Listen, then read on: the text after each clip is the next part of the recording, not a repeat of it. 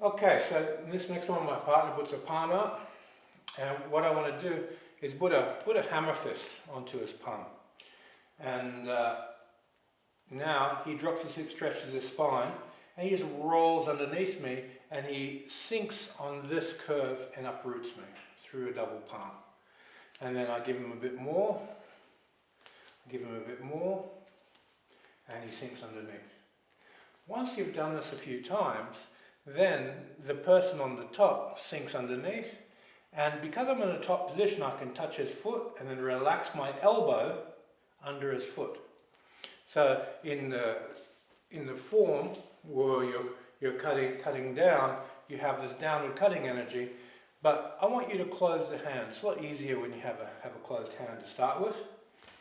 And when you have the open hand, you can get the stretch out, and then that would be a little bit more advanced. And now he does the same for me. I want to close the hand for him. He sinks under and uproots me through that angle.